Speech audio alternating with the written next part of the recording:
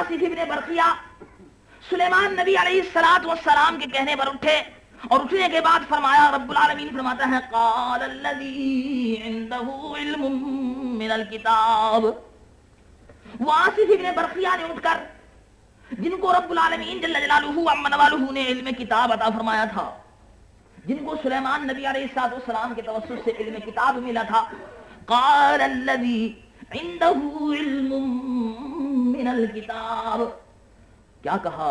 वो कहने लगे, आसिफ इब्न बरखिया ने कहा, किताब वाले ने कहा, वली कामिल ने कहा, आरिफ बिल्लाह ने कहा, सुलेमान की उम्मती ने कहा, अलैहिस्सलाम ने कहा, अनादी कबिही क़ब्लन यरतद्दा इलैका तरफुक। ऐ नबी ये बरहक, आपकी पलक झपकने से पहले, पलक कितनी देर में झपकती है? सेकंड नहीं गुजरता, ये पलक झपकती। आपने देखा इल्म मिनल किताब, नबी अलैहिस्सलाम के इब्न बरखिया उनके जमाने के वली क्या कह रहे हैं? अल्लज़ी इंदहु इल्मुम मिनल किताब, जिनके पास इल्म किताब था, क्या कहने लगे? अना की कबिही क़ब्लन यरतद्दा इलैका तरफुक। मैं आपकी पलक झपकने से पहले सुलेमान नबी उसे अभी लाकर पेश कर देता हूं। रब्बुल आलमीन कुरान में फरमाता है, सुलेमान नबी अलैहिस्सलातु वस्सलाम ने इजाजत दी और पलक झपकने नहीं पाई थी। फलम्मा राउहु मुस्तक़िर्रन इंदहु क़ाल हाज़ा मिन फ़ज़्लि रब्बी। सुलेमान नबी अलैहिस्सलातु वस्सलाम ने पलक झपकने से पहले, जैसे कि फरमाया था, आसिफ इब्न बरखिया ने लाकर हज़रत सुलेमान अलैहिस्सलातु वस्सलाम के सामने लाकर वो तख्त रख दिया, पलक झपकने नहीं पाई थी। कितना वजनी तख्त था, जरा गौर कीजिए, जिसके लिए कुरान में रब्बुल आलमीन फरमाता है वलहा अर्शुन अज़ीम, बहुत बड़ा तख्त था, 70 गज लंबा। मुफस्सिरीन ने इसकी तफसील फरमाई, अर्श अज़ीम की तफसील, अज़ीम बहुत बड़ा, अर्श मन तख्त के, अर्श अज़ीम बहुत बड़ा तख्त, 70 हाथ लंबा, 40 गज, 70 गज लंबा, 40 गज चौड़ा, 2 महीने के फासले पर, 2 महीने की मसाफत पर इतना वजनी तख्त वली कामिल आसिफ इब्न बरखिया ने अपने हाथ पर उठाकर लाकर वहां रख दिया। पलक झपकने नहीं पाई, अपनी कुव्वत विलायत से उसको लाकर रख दिया, पलक झपकने नहीं पाई। तो सुलेमान अलैहिस्सलाम ने क्या कहा? हाज़ा मिन फ़ज़्लि रब्बी, ये मेरे रब के फजल से हुआ, अल्लाह का ये फजल है कि मेरी उम्मत में उसने ऐसे औलिया अल्लाह अता फरमाए हैं कि पलक झपकने में इतनी बड़ी कुव्वत और इतना बड़ा फासला तय कर लेते हैं। तो मालूम ये हुआ कि सुलेमान नबी को अलैहिस्सलातु वस्सलाम को इस पर फख्र था और इस अजमत पर नाज था उनको कि मेरी उम्मत में अल्लाह ने ऐसे ऐसे औलिया अल्लाह दिए हैं कि उनकी ये कुव्वत है। तो ये तो वली कामिल और आरिफ बिल्लाह जो सुलेमान नबी अलैहिस्सलातु वस्सलाम के जमाने के थे, उनकी कुव्वत थी। अब देखिए और कीजिए, सुलेमान नबी की क्या कुव्वत थी, उनके उम्मतियों की क्या कुव्वत थी। तो नबी ये बरहक आकाए कुल ताजदार अंबिया सय्यदुल आलमीन नूरे मुजस्सम मोहम्मद रसूलुल्लाह सल्लल्लाहु अलैहि वसल्लम का मकाम क्या होगा और उनकी उम्मत के औलिया अल्लाह का मकाम क्या होगा, इससे अंदाजा लगाइए। इसलिए कि हम बेहतरीन उम्मत, कुंतुम खैरा उम्मतिन उखरिजत लिन्नास, हमको गुलामी मोहम्मद रसूलुल्लाह से निस्बत हो गई तो रब्बुल आलमीन ने बेहतरीन रसूल की उम्मत बनाकर हमको भी बेहतरीन उम्मत बना दी। तो उनकी उम्मत के औलिया अल्लाह का मर्तबा और उनका मकाम क्या होगा। तो रब्बुल आलमीन फरमाता है खबरदार। अला के माना क्या है अरबी जुबान, खबरदार, अला खबरदार, आगाह रहना, इन्ना औलिया अल्लाह, कि अल्लाह के दोस्त, कि हमारे दोस्त, रब्बुल आलमीन फरमाता है हमारे दोस्त वली जो है अपनी जिंदगी को हमारे लिए वक्फ कर देते हैं, अपनी जिंदगी को हमारे लिए वक्फ कर देते हैं। कैसे वक्फ कर देते हैं? आइए एक छोटा सा वाक़या सुना दूं और उसके बाद फिर ख़त्म करता हूँ, इसलिए कि वक्त भी आपका ज़्यादा लेना नहीं चाहिए। मॉरिशस के लोग बड़ी जल्दी सोने के भी आदी होते हैं और दूसरे ये कि हवा भी यहाँ चल रही है, मॉरिशस के लोग हवा से भी बहुत डरते हैं। क्योंकि मुझे इत्तेफाक हुआ कि जहाँ जिस मकान में जाता हूँ वहाँ देखो तो दरवाजे बंद। अरे भी क्या किस्सा है, जिस मकान में जाइए दरवाजे बंद, क्या बात है। मालूम ये हुआ कि मॉरिशस के लोग हवा से बहुत डरते हैं, हवा ना पास हो। अच्छा अगर मैं भी कभी हवा में बैठा तो मौलाना साहब इधर हवा आता है, इधर न बैठिए, तो ये हवा से डरना चाहिए। अच्छा बहरहाल मैंने ये भी सुना है कि इस डरने का सबब ये है کچھ بعض وقت ہوائیں بڑی خراب بھی چلتی ہیں، اچھی بات نہیں. تو خیر میں ایسی مذاق میں ایک بات کہہ رہا تھا، لیکن اچھی بات ہے، احتیاط ہوا سے رکھنی بھی چاہیے. میں کہہ رہا تھا ویسے یہاں ہوا بھی چل رہی ہے، کسی کے پیچھے سے آ رہی ہوگی، کسی کے آگے سے. بہت سے لوگ کہہ رہے ہیں کہ اب ہوا بھی آ رہی ہے اور آواز جا رہی ہے. بہرحال ایک واقعہ مختصر سے سنا دوں.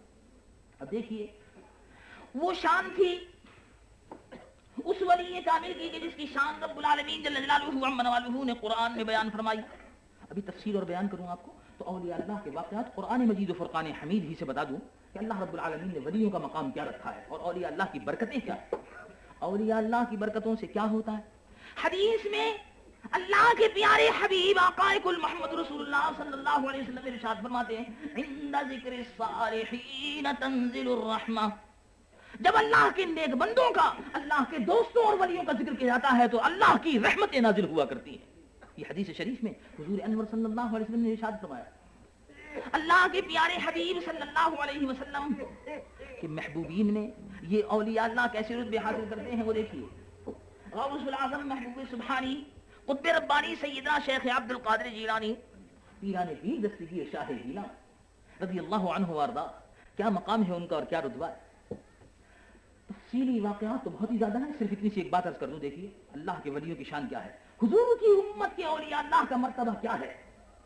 اچھا پھر ایک بات اور یاد رکھیے. دیکھیے سلیمان نبی علیہ الصلوۃ والسلام نے کہا تھا، تخت کو اپنے سامنے دیکھنے کے بعد کہا تھا ھذا من فضل ربی، یہ میرے رب کے فضل سے ہوا کہ اس نے میری امت میں ایسے ولی عطا فرمائے ہیں. کتنا بڑا اس کا مجھ پر فضل ہے. تو اس سے زیادہ طاقتور ولی امت محمد رسول اللہ میں رب العالمین نے عطا فرمائے. اور یہ کس لیے؟ تاکہ ولی اور اولیاء اللہ اپنے اپنے زمانے میں رہیں، ہر جگہ رہیں، اور اولیاء اللہ کی کرامتوں کو دیکھ کر، ان کی قوتوں کو دیکھ کر لوگوں کو یہ معلوم ہو کہ یہ اولیاء اللہ غلام ہے محمد رسول اللہ کے. جب ان کی یہ طاقت ہے تو محمد رسول اللہ کی طاقت کیا ہوگی. ولیوں کو دیکھ کر محمد رسول اللہ کا مرتبہ معلوم ہوتا ہے. سلیمان نبی کی امت کے ولیوں کو دیکھ کر سلیمان کا مقام معلوم ہوتا ہے علی نبی علیہ الصلوۃ والسلام کا، سیدنا سلیمان.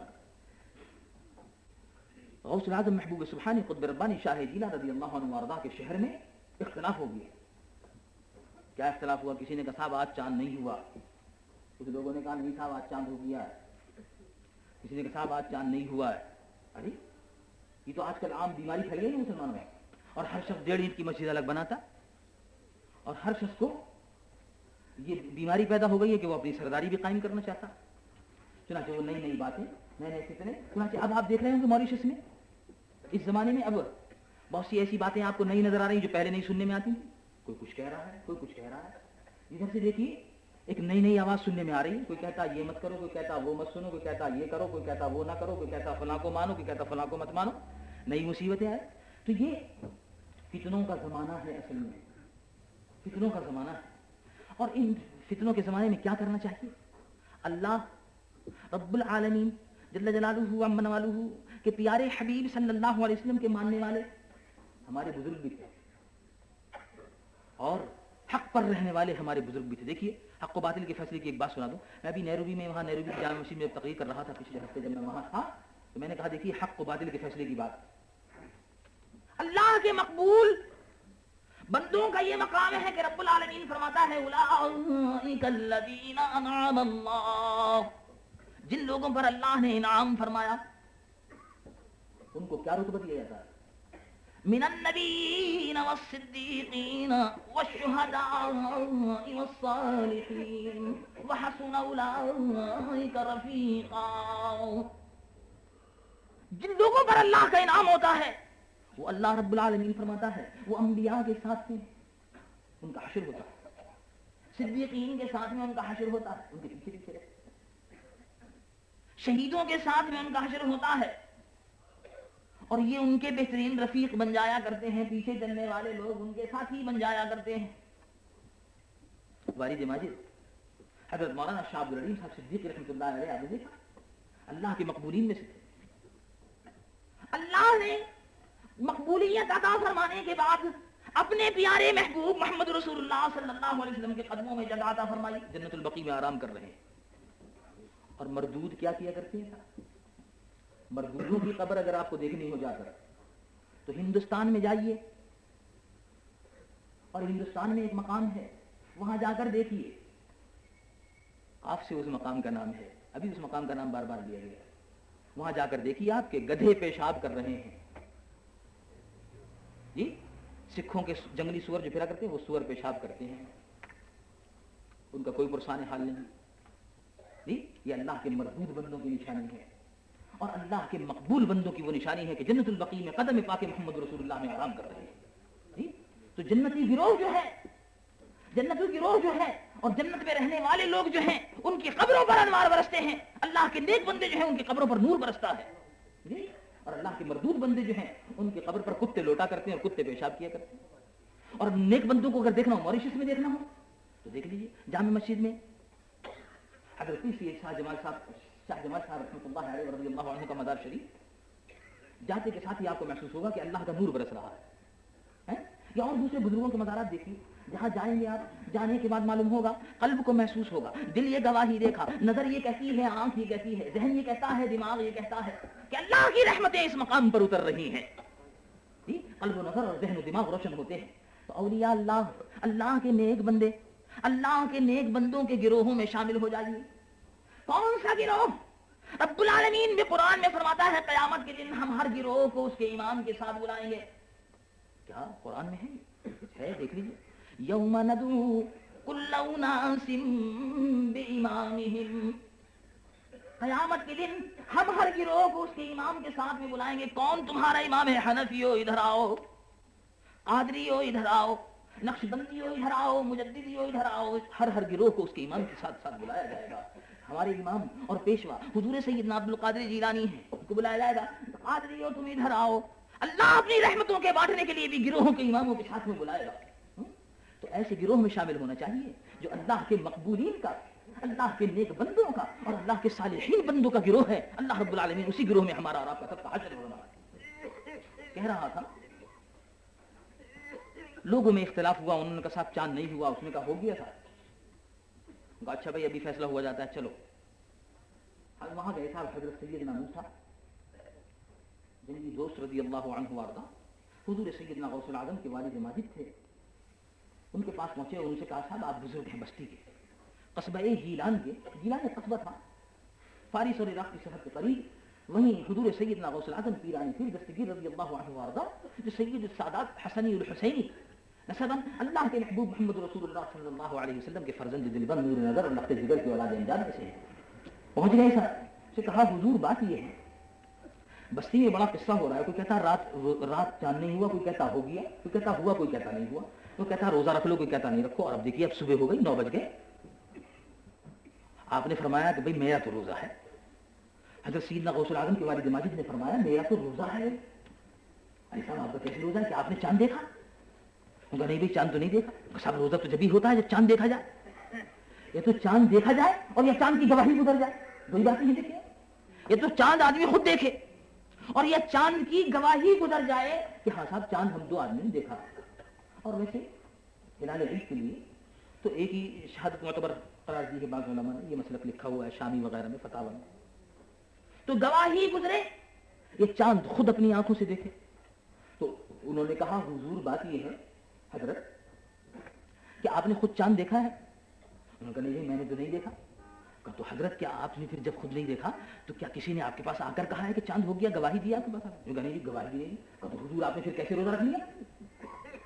انہوں نے کہا بات یہ ہے, انہوں نے کہا بات یہ ہے کہ میں نے سحری کے وقت اٹھ کر دیکھا کہ میری اہلیہ محترمہ, میری بیوی عبد القادر جیلانی رضی اللہ عنہ وارضا کو دودھ پلاتی ہے تو وہ دودھ نہیں پیتا. تو کیونکہ عبد القادر جیلانی نے دودھ پینا چھوڑ دیا, میں نے سمجھ لیا کہ رمضان شریف کا چاند ہو گیا ہے.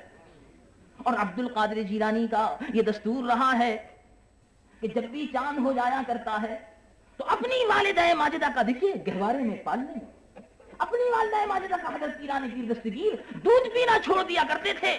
سحری کے وقت سے لے کر افطار کے وقت تک حضرت شیخ عبد القادر جیلانی بچپن میں دودھ نہیں پیا کرتے تھے. یہ کیا ہے؟ اللہ رب العالمین نے اسی لیے فرمایا ان اولیاء اللہ, آگاہ رہنا اللہ کے دوستوں کی شان سے, نازیبا جملے نہ نکلنے پائے, اللہ کے دوستوں کی شان میں گستاخیاں نہ کرنا پانا, گستاخیاں مت کرنے پانا. آپ نے دیکھا اگر یہ ایسا ہوتا ہے کمشنر کا دوست ایک صاحب تھے کسی زمانے میں ہمارے یہاں، لوگ سنایا کرتے تھے ان کے متعلق کہ وہ یوں کہا کرتے تھے لوگوں سے، جانتے نہیں ہو میں وزیر اعظم کا دوست ہوں.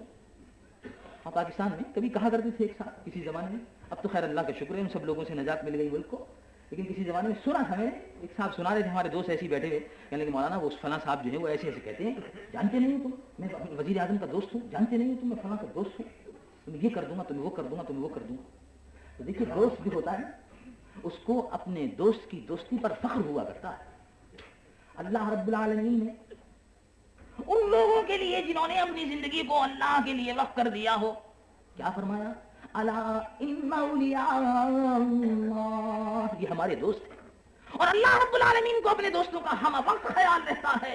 تو ارشاد فرمایا لا خوف علیہم ولا هم يحزنون، کسی قسم کا رنج نہیں، کسی قسم کا خوف نہیں. مجھ سے ایک صاحب کہنے لگے، یہ ذکر میں ذکر آیا، کہنے لگے صاحب یہ صاحب لوگ باغ بڑی خرافات کیا کرتے ہیں، کیا کرتے ہیں اب اولیاء اللہ سے مانگتے ہیں. اچھا تو میں نے کہا کہ ہم نے تو کسی کو بھی دیکھا نہیں ہے ولیوں سے مانگتے، سب اللہ کے بندے یوں کہا کرتے ہیں کہ الہ العالمین صدقہ پیران پیر دستگیر کا میری فلاں فلاں مراد پوری فرما، الہ العالمین صدقہ کملی والے آقا رحمت والے داتا صلی اللہ علیہ وسلم کا ہماری فلاں حاجت کو پورا فرما، الہ العالمین صدقہ حضرت سلطان العلم غریب نواز کا رضی اللہ عنہ کا ہماری فلاں مراد کو پورا فرما، غریب نواز سلطان العلم ہماری دعا فرمائیے فلاں دعا کی. اللہ کے مقبول بندے ہم نے تو یہ دیکھا ہے. نہیں صاحب لوگ مانگتے ہیں. اچھا تو میں نے کہا آپ کیا کرتے؟ میں ایک مدرسہ ہے اس مدرسے کے لیے چندہ وغیرہ وصول کرتا ہوں. اچھا تو میں نے کہا جب آپ مدرسے کے لیے چندہ وغیرہ وصول کرتے ہیں تو یہ آپ اللہ سے کیوں نہیں مانگتے؟ جب اللہ کے ولیوں سے یوں کہنا اپنی حاجتوں کے سلسلے میں یہ ماننا اگر آپ کہتے ہیں کہ شرک ہو گیا تو پھر بڑا چندہ کیوں مانگتے ہو بڑی گھر تو فلاں چیز کے لیے چندہ دے دو فلاں چیز مسلمانوں کے آگے ہاتھ پھیلاتے ہو. تو کہنے لگے وہ کیا شے ہے جو نہیں ملتی خدا سے جسے تم مانگتے ہو اولیاء سے؟ بھئی وہ کیا چیز ہے جو اللہ سے نہیں ملتی؟ اللہ سے کچھ ملتا ہے تو تم اولیاء اللہ سے کیوں مانگتے ہو؟ اس نے جواب دیا، ایک آدمی نے، یہ کسی مقام پر آیا بھی تھا کسی کتاب میں دیکھا تھا، اس نے کہا کہ وہ چندہ ہے جو نہیں ملتا خدا سے جسے تم مانگتے ہو اغنیاء سے. تمہیں چندہ اللہ سے نہیں ملتا نا، تم وہاں جا کے مانگتے ہو. اس لیے ہمیں اللہ رب العالمین نے اولیاء اللہ کا در بتایا ہے کہ ان کے صدقے میں ہم تم پر رحمت نازل کرتے ہیں. کیا فرماتا ہے؟ عند ذکر وحسن اولئک رفیقا، اللہ کے نیک بندوں کے ساتھی جو ہیں اللہ رب العالمین فرماتا ہے ان پر بھی ہم اپنی نعمت نازل کیا کرتے ہیں. میں اس کی تفصیل کسی اور وقت میں عرض کروں گا، پر کوئی خاص مضمون تو اس وقت نہیں تھا ذہن میں، میری بات بیٹھے بیٹھے یوں ہی آ گئی تھی بات کہ کچھ اولیاء اللہ کا تھوڑا سا ذکر کر دیں تاکہ برکت ہو جائے. پہلا واعظ ہے اسی سے اولیاء اللہ کے ذکر سے اس کی ابتدا کر دی جائے. قصہ یہاں پر ختم کرتا ہوں کہ حضرت پیران پیر دستگیر رضی اللہ عنہ وارضاہ جب بڑے ہوئے تو کس شان سے عبادت فرماتے تھے؟ 40 برس تک بغداد شریف کے کنارے پر پہاڑیوں میں حضرت سیدنا عبد القادر جیلانی رضی اللہ عنہ وارضاہ گوشہ نشین رہتے اور عشاء کے وضو سے فجر کی نماز کو ادا فرمایا کرتے تھے. 40 برس تک حضرت سیدنا عبد القادر جیلانی رضی اللہ عنہ وارضاہ نے پیران پیر دستگیر نے اس شان سے عبادت فرمائی. اور دیکھیے آج ہمارا عالم کیا ہے، موقع مل جاتا ہے جھوٹ بول دیتے ہیں، فوراً بات بدل دیتے ہیں. ذرا سی بات ہوئی فوراً جھوٹ بول دیا، ذرا سی بات ہوئی دھوکہ دے دیا، ذرا سی بات ہوئی مسلمانوں نے اپنا شعار بنا دیا. معاذ اللہ. قرآن میں رب العالمین فرماتا ہے ان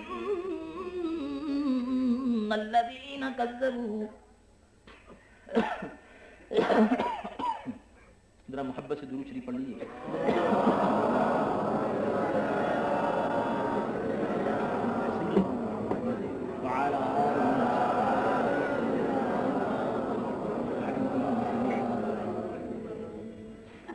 قرآن میں رب العالمین جل جلالہ و من والہ ارشاد فرماتا ہے انما یفتر الکذب الذین لا یؤمنون باللہ، جھوٹ وہ بولا کرتے ہیں جو اللہ پر ایمان نہیں رکھتے.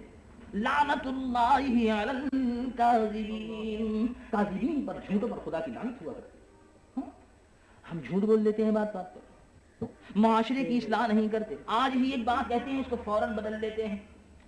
سیدنا عبد القادر جیلانی رضی اللہ عنہ وارضا بچپن میں تشریف لے جا رہے ہیں. والدہ ماجدہ نے کہا کہ بیٹا تم پڑھنے کے لیے جا رہے ہو, علم دین کی تحصیل کرنے کے لیے جا رہے ہو, کچھ اشرفیاں تمہارے یہاں باندھ دیتی ہوں, اس کے ساتھ لیتے جاؤ تو راستے میں تمہارے کام آ جائیں گے. تو اس زمانے میں ریل نہیں تھی, ہوائی جہاز نہیں تھا, قافلے بن بن کر جایا کرتے تھے اور راستے میں قافلوں کو ڈاکو, لٹیرے, چور اچکے لوٹ لیا کرتے تھے. راستے میں ڈاکہ مارا. حضرت عبد القادر جیلانی کی عمر تھی 16 سال. ڈاکہ مارا تو ڈاکو آئے پوچھنے کے لیے, کہو بھائی تمہارے پاس کیا ہے؟ آپ نے فرمایا میرے پاس 40 اشرفیاں ہیں سونے کی. اچھا کہاں ہے؟ کہ یہ بندھی ہوئی ہیں, اماں نے باندھی تھی. تو آپس میں چوروں نے کہا کہ بھئی یہ تو ہم سے مذاق کرتے معلوم ہوتے ہیں, چھوڑو میاں بچے ہیں, ان کے پاس کیا رکھا ہوگا, میں آگے چلو. انہوں نے آگے لوٹنا شروع کر دیا, چھوڑ دیا. ڈاکوؤں کے سردار نے کہا کہاں گئے تھے؟ قافلہ پورا لوٹ لیا, کوئی چیز باقی تو نہ رہی. چوروں کے ایک آدمی نے کہا کہ صاحب عجیب سی بات ہے, ایک لڑکے کو ہم نے دیکھا, جب ہم نے اس سے پوچھا کہ تمہارے پاس کچھ ہے تو اس نے کہا کہ 40 اشرفیاں ہیں.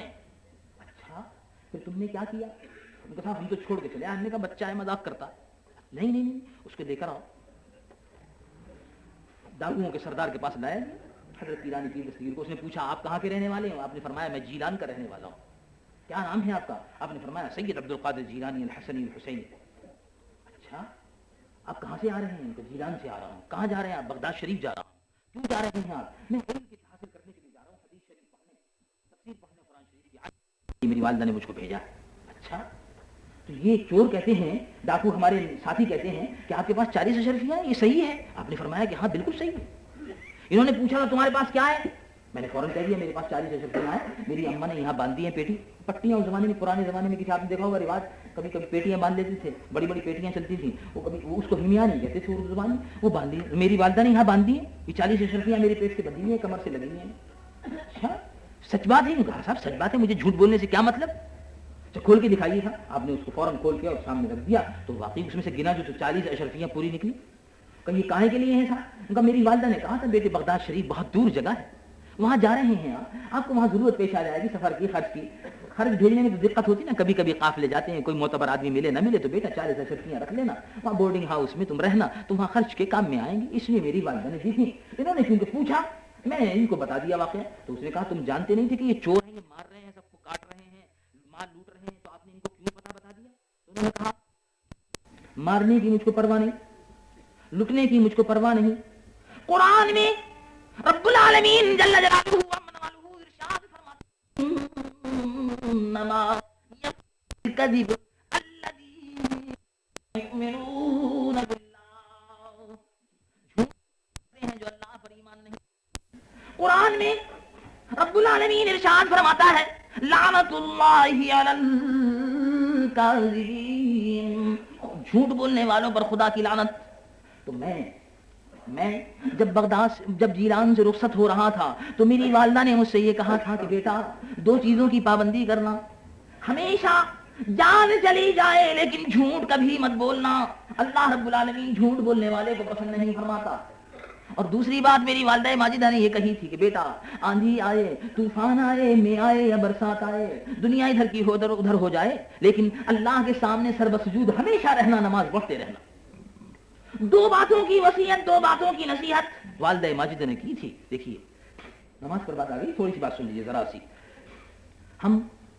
میں ہندوستان میں ایک زمانے میں دورہ کر رہا تھا, کافی دنوں کی بات ہے, اس زمانے میں کوئی ایسی خاص عمر بھی نہیں تھی, میرے خیال میں کوئی سن 1950 کا ذکر تھا.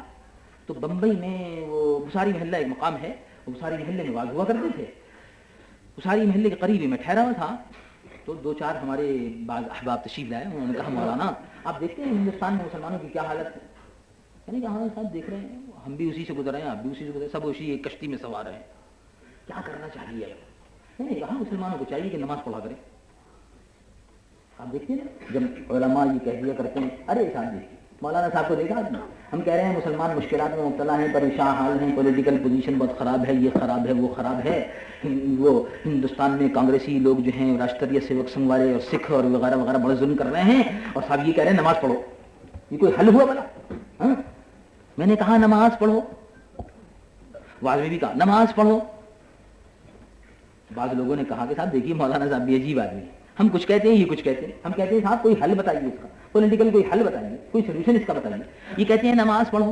मैंने कहा बात ये है, अगर सुबह से शाम तक कलेक्टर के दरबार में हाजिर रहने वाला, कलेक्टर उसकी इज्जत करता है कि हमारे पास उसमें बैठने वाला है। कमिश्नर के दरबार में हाजिर रहने वाला, कमिश्नर उसकी इज्जत करता है कि हमारे पास आता जाता है, उसका लगता है।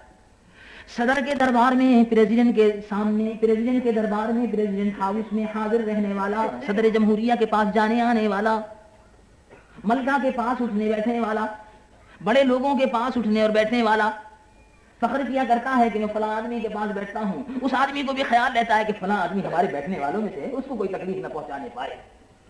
अगर सोचो तो सही, मैं जो कहता हूं कि अल्लाह को याद करो, उसके दरबार में सर्व सुजूद हो, नमाज को पढ़ा करो, सर झुकाया करो, उसकी वजह क्या है? जब पांचों वक्त की नमाजों में तुम अल्लाह के दरबार में सर्व सुजूद रहा करोगे तो क्या अल्लाह को ख्याल नहीं आएगा ये बंदा हमारे दरबार में पांचों वक्त हाजिर होता है, ये बंदा हमारे दरबार में पांचों वक्त सर झुकाया करता है। अल्लाह रब्बुल आलमीन को उस सर की इज्जत रखनी पड़ती है, उस सर को जलील नहीं होने देता, उस सर की बेइज्जती नहीं फरमाया करता जो उसके दरबार में हकीकतन सर्व सुजूद रहता है। मैंने कहा मुसलमानों की मुश्किलात का हल, मुसलमानों की तमाम परेशानियों का हल वो ये है कि अल्लाह रब्बुल आलमीन जल्ल जलालुहु अम्मा नवालुहु को खुलूस दिल से याद करने में लग जाएं, उसकी बारगाह में, उसके दरबार में सर्व सुजूद रहें, खुलूस और मोहब्बत से जितना अल्लाह को याद करते जाएंगे, अल्लाह की रहमतों के दरवाजे मोहम्मद रसूलुल्लाह सल्लल्लाहु अलैहि वसल्लम के वास्ते से खुलते चले जाएंगे। हजरत महबूब सुब्हानी सैयदना अब्दुल कादिर जिलानी से उस डाकू ने पूछा तो आपने फरमाया वालिदा ने दो बातों की नसीहत की थी, दो बातों की वसीयत की थी, झूठ बोलना, नमाज को मत। इस चोर ने जब ये कहा कि तुम्हारे पास क्या है, मैंने सोचा कि झूठ तो मुझको बोलना नहीं, तो मैंने सच सच बता दिया कि मेरे पास 40 अशरफियां हैं। ओहो, डाकुओं के सरदार ने कहा अल्लाह अकबर, हम बूढ़े हो गए, डाका डालते डालते, झूठ बोलते बोलते, अल्लाह की नाफरमानियां करते करते, तुमसे तुम्हारे बचपन में 16-17 साल की उम्र में अल्लाह का इतना खौफ है, अल्लाह का इतना डर है, और हम आज तक यूं ही अपनी उम्र गवाते रहे। अब्दुल कादिर, हम सिद्क़े दिल से तौबा करते हैं और पढ़ते हैं ला इलाहा इल्लल्लाह, पढ़िए मोहब्बत से ला इलाहा इल्लल्लाह मुहम्मदुर रसूलुल्लाह सल्लल्लाहु अलैहि वसल्लम अल्लाह के रसूल हैं। जब भी रसूल थे, पिछले जमाने में भी रसूल थे, अब भी वही रसूल हैं, कयामत तक के लिए मोहम्मद रसूलुल्लाह रसूल हैं, किसी नबी के रसूल की जरूरत नहीं। मोहम्मद रसूलुल्लाह सल्लल्लाहु अलैहि वसल्लम। डाकुओं के सरदार ने तौबा की, तौबा करने के बाद नए सिरे से, नए तरीके से फिर मुशर्रफ में इस्लाम हुआ, अपने गुनाहों से ताइब हुआ। और हजरत सैयदना अब्दुल कादिर जिलानी ने मुशर्रफ में इस्लाम करने के बाद, देखिए अल्लाह की रहमतें कैसे नाजिल होती हैं, और ये अल्लाह के सदक़े में, मुशर्रफ में इस्लाम करने के बाद, वुजू कराने के बाद, कलमा पढ़ाने के बाद कहा कि 2 रकअत नमाज नफल अदा करो। तरकीब उसको बता दी, 2 रकअत नमाज नफल अदा करने के लिए खड़े हुए।